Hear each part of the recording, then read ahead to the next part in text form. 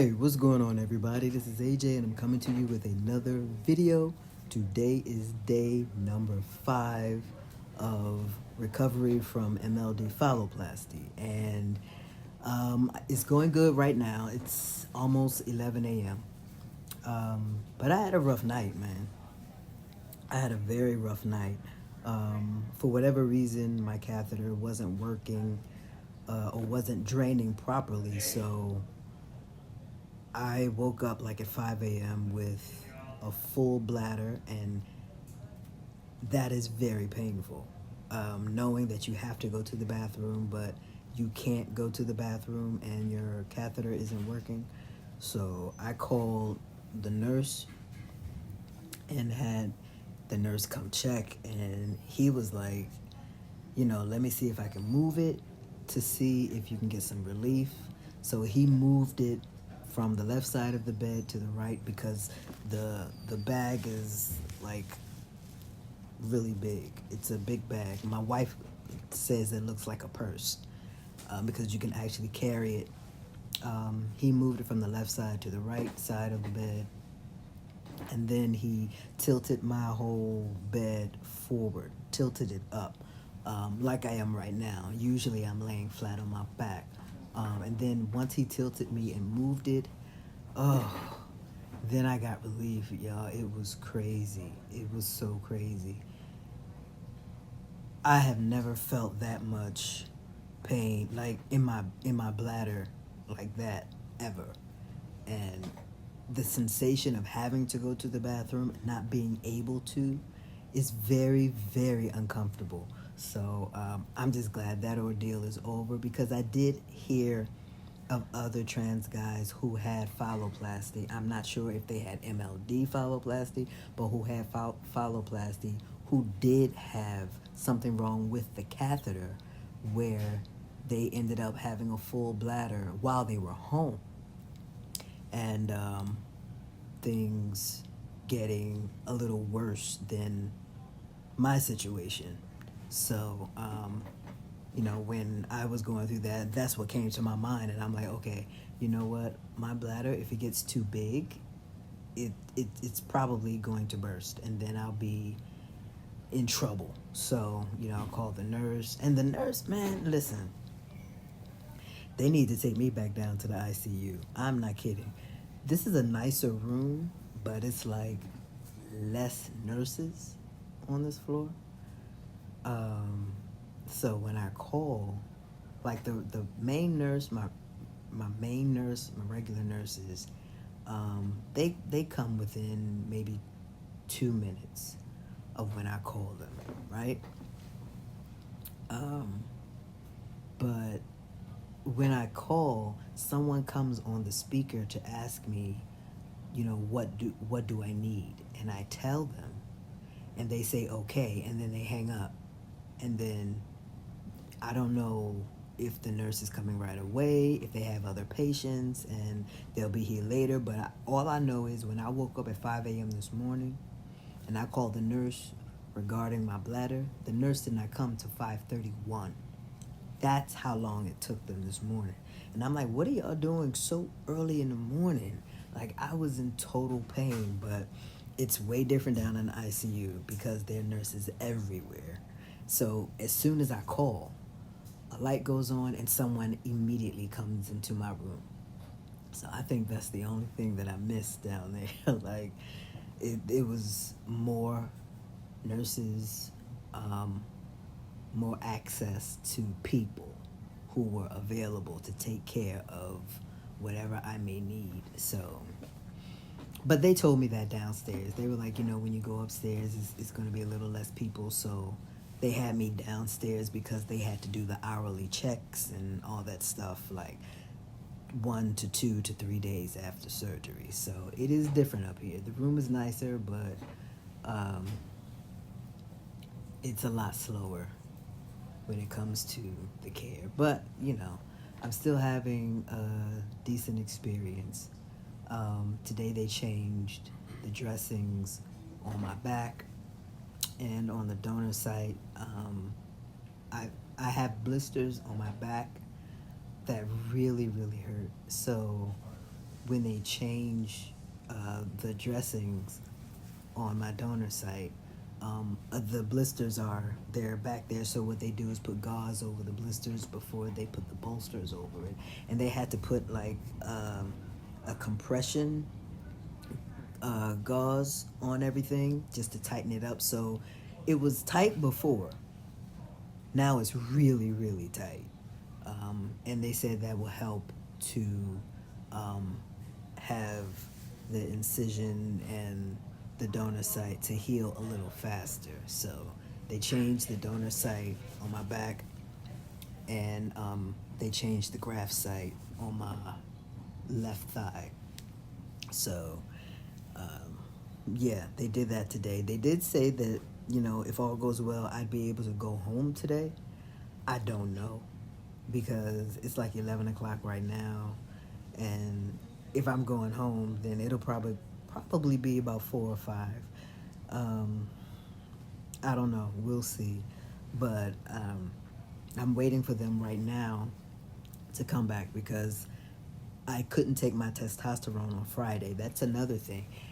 If you have a surgery like this and you take testosterone like the day after or whatever, so my surgery was Thursday, I usually take my shot on Friday. They would tell you not to take it until about 3 days after the surgery. So I think it's been about 4 days now. So they're gonna let me take it today. I don't know why that is, but they just, I guess because of all the other medications that I've been taking since Thursday, they just wanted to be careful and be cautious.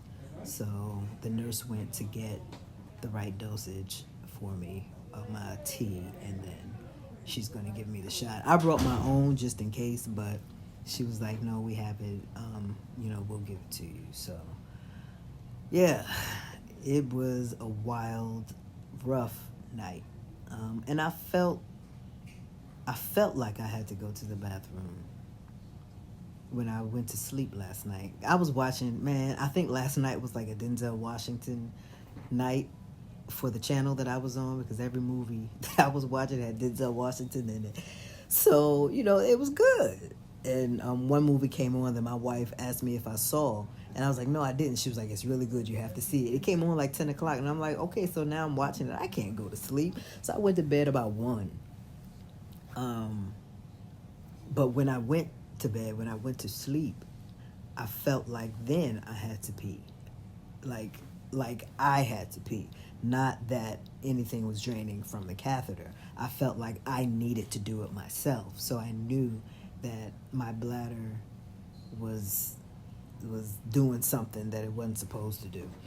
And then I went to bed about 1. 4 hours later, I woke up. My bladder was completely full. So yeah, it was a pretty rough night. But at least I wasn't in a lot of pain. They gave me Benadryl before I went to sleep, and they gave me a pain medication called Toradol. That's what they've been giving me all this time. And they work pretty well. It's just that the blisters on my back hurt to the point where, even though they're covered up with the tape, because they're blisters, they're on the healing site. Because they're blisters, I'm laying on like a pad that they call a chuck. It's a big pad so it can catch whatever liquids come from your body, whether it's blood or whatever. So the blisters kept getting stuck to the chuck, which meant I couldn't lift my back because they were stuck. So I had to peel off. And that was extremely painful. And I kept telling the doctors that, and they finally decided to put gauze over the tape and then tape over the gauze. Like that's how it has to be done for those blisters, because you can't pop blisters. You just have to let blisters heal. And they said it's normal because of the tape that I have the blisters. So I have them on my back. I still have them here.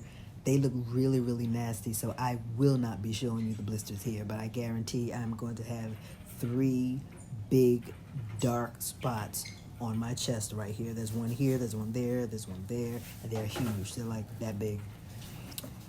So yeah, I will not be showing you these nasty blisters, but for those who may be um, considering or having phalloplasty, just remember that those bolsters, those that tape, whatever, they do put it tight, so there's a possibility that you will have blisters.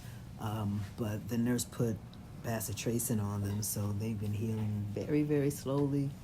But they were the cause of all the itchiness that I had, which is why I had to have Benadryl. But anyway, yeah, so that's how my night went. It's still early in the day. The day is going okay. I'm not in a lot of pain. Just sitting up. Like I said, they changed all of my dressings. So they're very, very tight right now. I did get a chance to wipe down my body. Y'all, oh my God, listen. I just couldn't take the funk anymore. I couldn't take the way it was smelling. And even when like the nurses wiped me down, I kept smelling myself. So I'm like, they didn't do a thorough job. And you know, nobody can wash you like you. So I asked the nurse for some of those big wipes, the warm wipes. She gave me that and some spray and like some spray cleanser. And I wiped down. Let me tell you something. The stuff that I saw come off on them cloths, I don't know, man. I don't know. Like sitting in that stuff for a few days, it's not right. It's not okay. It's not cute. It's not nothing. So I wiped down to the point where I don't smell anything anymore. But it took a while for me to wipe myself down, not just because I'm healing in spots and there were certain places that I couldn't get to, but because it was a lot to get. So yeah, I gave myself a good wipe down and now I feel a lot better. I definitely smell a lot better. Because sitting in that kind of funk and filth or whatever, it was not feeling right to me. So I'm glad I got a chance to do that. But yeah, so that's how my day is going so far. I had breakfast. I'm about to have like a second small breakfast, and then I'm gonna go about my day. Like I said, they said that I may be able to leave today. I don't know. I'll see how the day progresses, see what they say about everything, and then we'll take it from there. So, yep, that is my update for day 5 post-op Mld Phalloplasty, y'all. So, yeah, do me a favor if you can.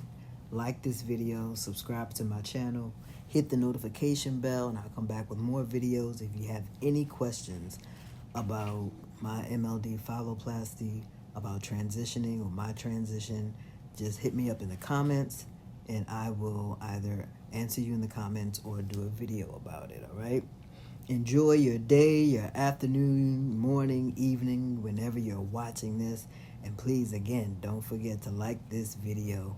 Go back and watch my other videos and continue to follow my journey, because I will come back with more videos as I continue to heal from this process and go into the next one in 6 months, I guess, next year. Yeah.